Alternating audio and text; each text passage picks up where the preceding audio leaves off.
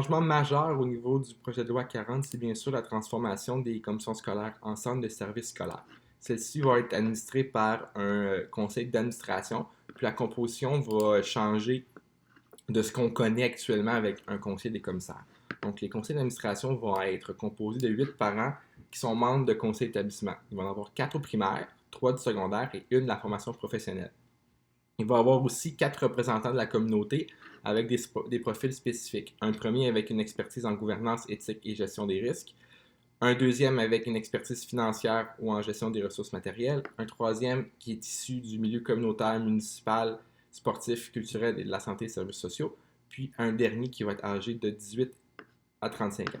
Pour ce qui est des parents puis des représentants de la communauté, c'est les parents qui sont membres de conseils d'établissement qui vont faire élire ces représentants-là.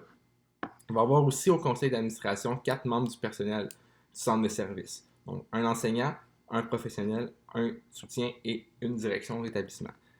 Pour chaque catégorie de personnel, c'est leurs pairs qui vont se charger des élections.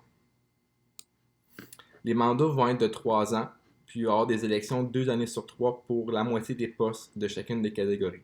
On va le voir au niveau des dispositions transitoires. Il y a un article qui prévoit quelque chose de particulier pour les premières élections pour s'assurer que les chevauchements de mandat puissent fonctionner 2 années sur 3.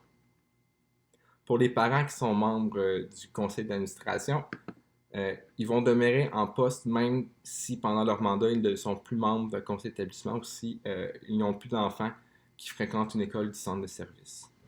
Au niveau de la rémunération, on prévoit qu'il va y avoir des allocations de présence, mais il n'y aura plus de rémunération comme on le connaît actuellement avec les conseils et les commissaires.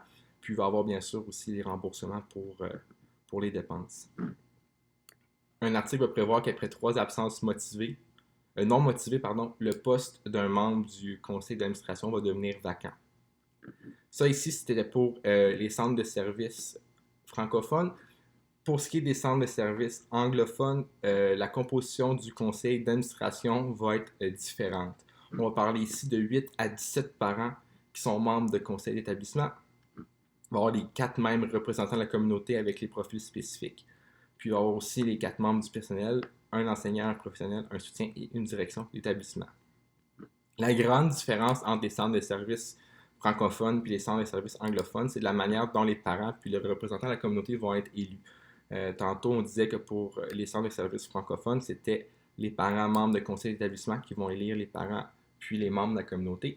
Mais pour ce qui est des centres de services anglophones, les parents et le représentant de la communauté vont être élus en fonction de la loi sur les élections scolaires.